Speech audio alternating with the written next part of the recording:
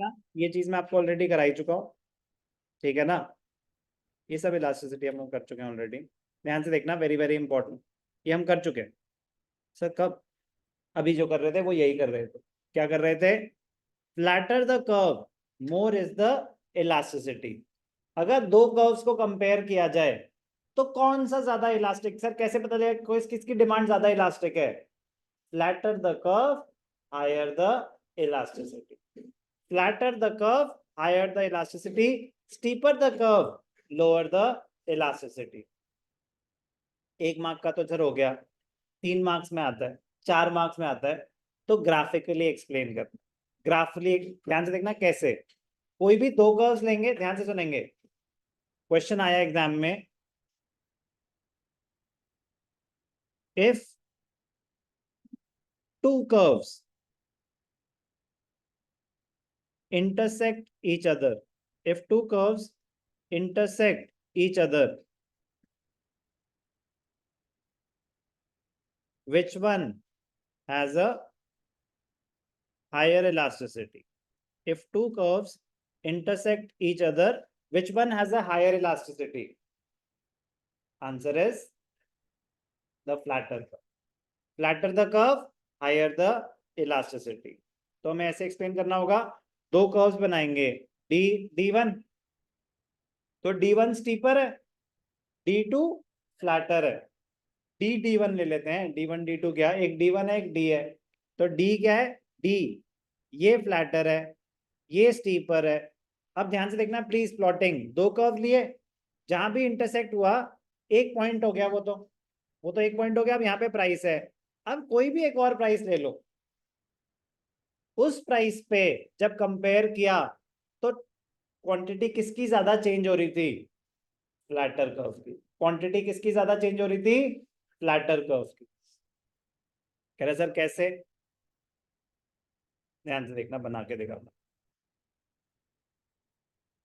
क्योंकि बेटा ग्राफ बना ही नहीं पाओगे आप ग्राफ बना नहीं पाओगे जब तक ये वाला समझ नहीं आएगा जब तक। और समझना आसान होता हो जाता है अगर बनते हुए देखते हैं। एक होता है बना बनाया ग्राफ, एक होता है बनते हुए। सिर्फ प्लीज सब देखेंगे कि ग्राफ बन कैसे रहा है, सबके सामने स्क्रीन होनी चाहिए, ध्यान से देखना।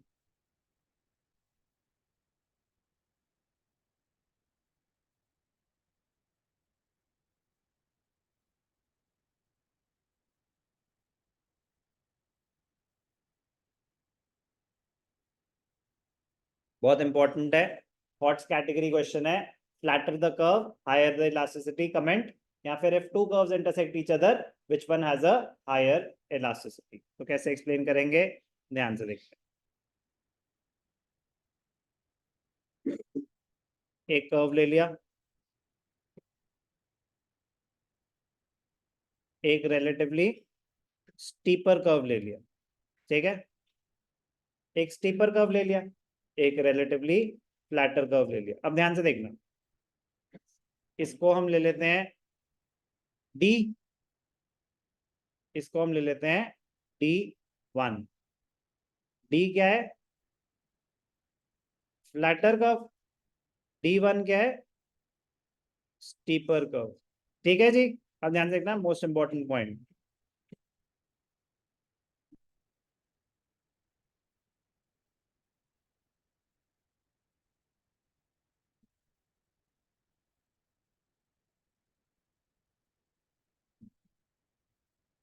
इस प्राइस पे आपकी क्वांटिटी थी इतनी, अब प्राइस क्या हुआ?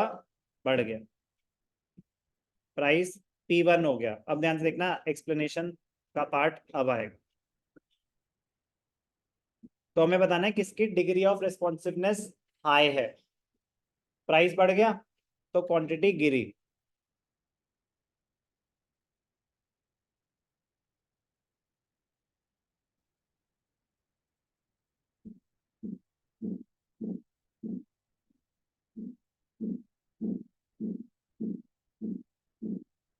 D1 की प्राइस बढ़ने की वजह से Q से Q1 हो गई, ये है इसका डेल्टा Q। और D की Q से Q2 हो गई, यस और नो? तो इसकी कितनी चेंज हुई? इसका डेल्टा Q इतना है, और इसका कितना था? इसका सिर्फ इतना था। समझ आई बात? तो ये प्रूव हो गया ना कि जो फ्लैटर कर्व था उसकी क्वांटिटी ज्यादा चेंज हुई, उसकी क्वांटिटी ज्यादा चेंज हुई। प्राइस सेम था, उतना ही प्राइस चेंज था, डेल्टा पी तो कांस्टेंट है, डेल्टा पी तो दोनों का सेम है, इसमें भी और इसमें भी। लेकिन delta Q D, demand D curve में ज्यादा है, D1 में कम है। तो ये मैं कह रहा हूँ बहुत इंपॉर्टेंट ग्राफ है, ग्राफ यही है। तो इसमें तो देख के तो समझ ही नहीं आएगा ना सर कि क्या हुआ, इसीलिए बनता हुआ देखना जरूरी था। अब भी शायद ही बना पाओगे, बट प्रोबेबिलिटी बढ़ गई कि शायद बना पाओगे। क्वेश्चन आने के चांसेस वेरी हाई, क्वेश्चन आने के चांसेस वेरी वेरी हाई। अब आप प्लीज असाइनमेंट के सारे क्वेश्चंस करेंगे, न्यूमेरिकल में वैरायटी आएगी, सारे करेंगे। अब थ्योरेटिकली भी सारे करेंगे, न्यूमेरिकली भी सारे करेंगे। खत्म है चैप्टर।